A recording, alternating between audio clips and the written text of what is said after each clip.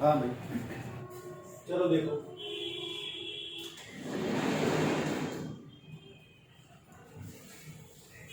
बात करते हैं हम लोग क्वेश्चंस की, ठीक है। एक एक करके सारे क्वेश्चन, और यही क्वेश्चन यूनिट 1 में आने हैं। इन्हीं में से पूरी यूनिट का क्वेश्चन तुमको मिल जाएगा। अगर इतने क्वेश्चन तैयार कर लेते हो तो यूनिट 1 में जो क्वेश्चन आता है वो तुम्हें पूरा मिल जाएगा। इसलिए बहुत ज़्यादा इधर उधर दिमाग लगाने की जरूरत नहीं है। बस इसी में से कुछ तैयार करो। इसी में से कुछ क्या है, सारे 5 ही क्वेश्चन है, 5 क्वेश्चन तैयार कर लो और कुछ अलग से पढ़ने की जरूरत नहीं है। अब ये जो 5 क्वेश्चन है, एक एक करके हम सारे क्वेश्चन बता देते हैं किसमें कितना लिखना है। क्योंकि दिक्कत ये होती है तुम लोगों के साथ कि वहां पे क्वेश्चन पूछ कुछ और रहा है, लिख कुछ और आते हो। तो तुम्हें ये करना है कि लिखना उतना ही जितना पूछा जाए, तभी नंबर मिलेंगे। अब जैसे पहले क्वेश्चन को उठाते हैं।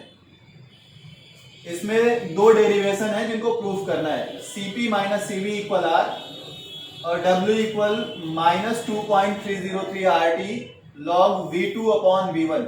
V2 यहाँ पे फाइनल वॉल्यूम है और V1 इनिशियल वॉल्यूम है। अब तुमको जब डेरिवेशन करना है तो ये देखना है कि पहले ये क्वेश्चन कितने मार्क्स का है। इसमें 2 डेरिवेशन है। इन केस ये क्वेश्चन 10 मार्क्स का होता है तो इसका मतलब एक डेरिवेशन 5 मार्क्स का, दूसरा डेरिवेशन 5 मार्क्स का। या फिर हो सकता है पेपर में सभी डेरिवेशन के सामने उसके मार्क्स लिखे हों कितने मार्क्स का है, तो उसमें तो कोई डाउट ही नहीं रहेगा।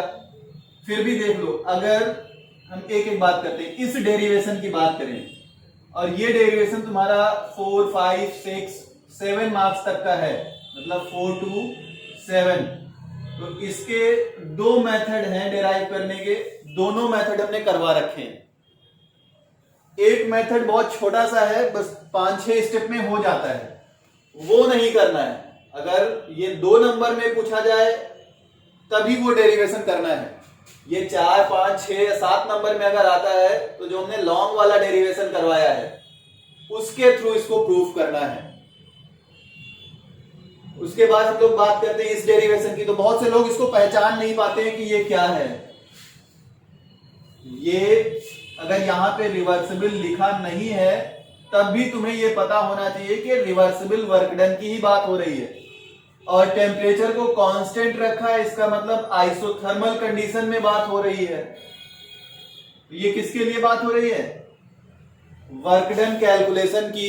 आइडियल गैस के लिए रिवर्सिबल प्रोसेस में आइसोथर्मल कंडीशन में तो तुम लोगों को हमने डेरिवेशन करवाया है पूरा। वो डेरिवेशन इसको करना है क्योंकि वो 3-4 स्टेप में डेरिवेशन है। लेकिन डेरिवेशन करने से पहले डायग्राम और डायग्राम में जो नेसेसरी पॉइंट्स हैं उनको एक्सप्लेन करना विद लैंग्वेज, उसके बाद डेरिवेशन स्टार्ट करना है, तभी नंबर मिलेंगे।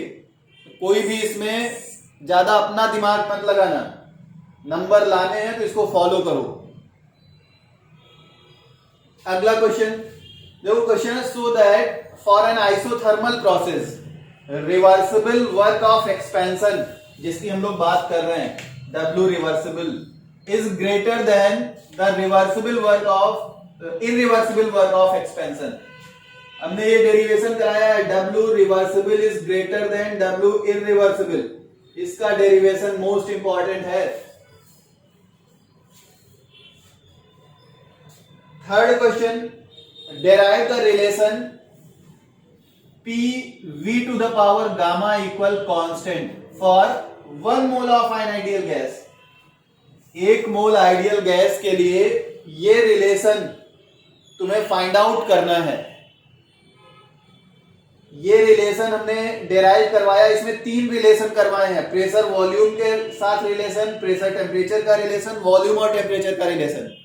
वो तीनों डेरिवेशन इंपॉर्टेंट हैं, लेकिन इस बार ये ज्यादा पॉसिबिलिटी है आने की, इसलिए इसको तैयार कर लो। इसको तैयार करोगे तो बाकी भी हो जाएंगे, क्योंकि इसमें आइडियल गैस इक्वेशन लगानी होगी PV इक्वल RT। अगर प्रेशर और टेम्परेचर में रिलेशन चाहिए, तुमने इसको डेराइव कर लिया है। प्रेशर टेम्परेचर में चाहिए तो यानी वॉल्यूम को हटाना होगा, तो PV इक्वल RT सबको पता है 1 मोल के लिए। तो वॉल्यूम की जगह RT अपॉन P पुट कर देना, सॉल्व कर लेना, प्रेशर टेम्परेचर में रिलेशन आ जाएगा। अगर तुम्हें वॉल्यूम टेम्परेचर चाहिए तो वहां से प्रेशर की वैल्यू निकालना, PV इक्वल RT से। P इक्वल क्या आ जाएगा, RT अपॉन V, या वैल्यू पुट करना, वॉल्यूम और टेम्परेचर में रिलेशन आ जाएगा। तो बहुत आसान है ये 3 क्वेश्चन, बहुत ही सिंपल क्वेश्चन है। मतलब अगर एग्जाम में आ जाए तो मुश्किल से 10 मिनट भी नहीं लगेगा इनको करने में। ये क्वेश्चन सबसे ज्यादा इंपॉर्टेंट है। What is Joule Thomson effect, पहले तो इसका आंसर देना है। अब यहां पे टोटल मार्क्स दिए होंगे 15, ये 15 नंबर का क्वेश्चन, तो इसका मतलब इसको भी एक्सप्लेन करना है। ये हो सकता है 2 नंबर का एक्सप्लेनेशन हो या 3 नंबर का। फिर दिया है explain Joule Thomson coefficient and inversion temperature. Explain Joule Thomson coefficient यानी जूल थॉमसन कॉफिशिएंट को डिफाइन करना और इसका मैथमेटिकल रिलेशन, इसको बताओगे, ये लगभग 3 नंबर का। और इन्वर्जन टेम्परेचर को एक्सप्लेन करना, ये भी 3 से लगभग 2-3 नंबर में। तो 3 नंबर का ये, 3 नंबर का ये, 3 नंबर का ये, बाकी बचे 6 नंबर, मतलब ये डेरिवेशन तुम्हारा 6 मार्क्स का है। तो ऐसे तुम नंबर डिवाइड कर लेना, उसके अकॉर्डिंग आंसर लिखना। अब ये नहीं कि जूल थॉमसन इफेक्ट पूछा है तो 4-6 पेज जूल थॉमसन इफेक्ट ही लिखते रहे। अरे तुम्हें पूरा क्वेश्चन देखना है ना, 15 नंबर में पूरा क्वेश्चन है, तो पूरा करने से 3 क्वेश्चन है ना, एक ये, दूसरा ये, तीसरा ये। तो बहुत ज्यादा इसको नहीं एक्सप्लेन करना, इसका डायग्राम और डेफिनेशन बस हो गया। जो नेसेसरी कंडीशंस हो उनको बता देना, जैसा हमने करवाया है। लास्ट क्वेश्चन, इसमें बहुत से लोगों को डाउट है। क्वेश्चन पूछ रहा है स्टेट एंड एक्सप्लेन हेस लॉ। तो पहले तो हेस लॉ को एक्सप्लेन करो, उसको बताओ, और फाइनली उसका स्टेटमेंट डिफाइन करो। स्टेटमेंट लास्ट में, तो हेस लॉ क्या होता है और पूरा एक्सप्लेनेशन देने के बाद लास्ट में उसका जो फाइनल स्टेटमेंट है वो लिखना है। तो वो इतना पार्ट हो जाएगा, ये बहुत ज्यादा मार्क्स का नहीं होगा, ये 3 से 4 नंबर का होगा। लेकिन जब क्वेश्चन ये आता है व्हाट आर इट्स एप्लीकेशंस, बहुत सारे एप्लीकेशंस हैं, जैसे calculation of heat of combustion, calculation of heat of neutralisation, calculation of heat of formation, bond energy का कैलकुलेशन, हीट ऑफ ट्रांसफॉर्मेशन का कैलकुलेशन, बहुत सारे हैं। इसमें तुमको वही एप्लीकेशन लिखने हैं जो तुम्हारे तैयार हो। एटलीस्ट कम से कम 2 एप्लीकेशन तो देने ही देने हैं। अगर टाइम है और तुम्हें पता है, पॉसिबिलिटी है, तो 3 एप्लीकेशन भी लिख सकते हो। मतलब मिनिमम 2 तो लिखने ही है विद एग्जाम्पल। जैसे तुमने लिखा calculation of heat of combustion, तो पहला काम तुम्हारा ये होगा कि हीट ऑफ कंबस्शन को डिफाइन किया जाए, हीट ऑफ कंबस्शन क्या होता है उसको बताना है। उसके बाद जब डिफाइन कर लेना तो एग्जाम्पल लेके पूरा हीट ऑफ कंबस्शन को एक्सप्लेन करना। जैसे हमने क्वेश्चन भी करवाया है तुम लोगों को, मेथेन का या एथेन का, इन सब का, तो उनका पूरा कैलकुलेशन कर लेना। और अगर न्यूमेरिक वैल्यू विद डिजिट ना याद हो तो तुमको डिजिट वहां पे लिखने की जरूरत नहीं है, क्योंकि डिजिट लिखोगे और अगर गलत डिजिट लिख दी तब तो नंबर 0 हो जाएंगे। अगर नहीं पता है डिजिट तो उसकी वैल्यू x y z मान लेना, किसी की वैल्यू x मान लेना, y मान लेना, z मान लेना, और इसके बेसिस पे कैलकुलेशन कर देना। इसका न्यूमेरिकल भी एग्जाम में आता है, ये तो इतना तो आता ही है, साथ में एक न्यूमेरिकल भी होगा हीट ऑफ फॉर्मेशन कैलकुलेट करने के लिए, तो वो तुम लोगों को बहुत अच्छे से आता है। इन केस अगर डाउट है तो तुम हमको हमारे नंबर पे मैसेज कर सकते हो या फिर हमसे कॉल करके बात कर सकते हो, डाउट क्लियर हो जाएगा, उसकी दिक्कत नहीं है। ये थे यूनिट 1 के क्वेश्चंस। इतने क्वेश्चन सबके तैयार होने चाहिए, एक भी क्वेश्चन छोड़ना नहीं है इसमें। इसकी गारंटी मेरी है कि अगर इतने क्वेश्चन तैयार कर लिए तो तुम्हारे 15 से 20 नंबर का काम हो जाएगा। 80 नंबर का ही तो पेपर है, एक यूनिट से 20 नंबर का काम हो रहा है, और क्या चाहिए। 10 में से 5 क्वेश्चन करने होंगे। तुम लोगों का जो पैटर्न है इस बार चेंज हुआ है, टोटल 10 क्वेश्चन आएंगे, 10 में से सिर्फ 5 क्वेश्चन करने होंगे। उन 10 में से 5 क्वेश्चन में हो सकता है कि एक क्वेश्चन 2 पार्ट में दिया हो या 3 पार्ट में, जरूरी नहीं है कि एक ही क्वेश्चन होगा वो 15-20 नंबर का होगा। एक क्वेश्चन में 2 पार्ट 3 पार्ट भी हो सकते हैं, 2 पार्ट होंगे तो उसके अकॉर्डिंग मार्किंग होगी।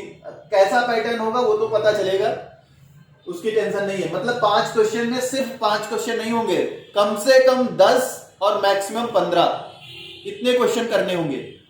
मतलब एक क्वेश्चन में 3 पार्ट होंगे। Question number 1 A B C तीनों करने पड़ेंगे ना। तो ऐसे करके अगर 5 क्वेश्चन है तो लगभग 15 क्वेश्चन मान के चलो।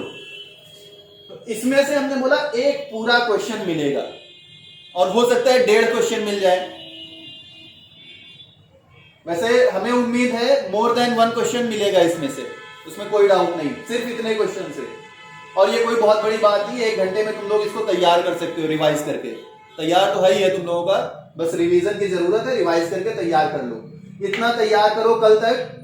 फिर हम कल यूनिट 2 के क्वेश्चन बताते हैं। यूनिट 2 में तुम लोगों को बड़ा कंफ्यूजन है, कार्नोट साइकिल और एंट्रोपी, इन सब में बड़ा कंफ्यूजन है, तो उसके सारे क्वेश्चन बता देंगे। फिर एक दिन एक क्लास ले लेंगे जिसमें एंट्रोपी और कार्नोट साइकिल को फिर से एक्सप्लेन कर देंगे। ठीक है, इतना तैयार कर लो। लेकिन कल तक, कल हम अगले क्वेश्चन दें इससे पहले ये तैयार हो जाने चाहिए तुम्हारे। थोड़ा ईमानदारी से तुम लोग भी पढ़ाई शुरू करो, एग्जाम आ रहे हैं। ठीक है, चलो भाई, थैंक यू।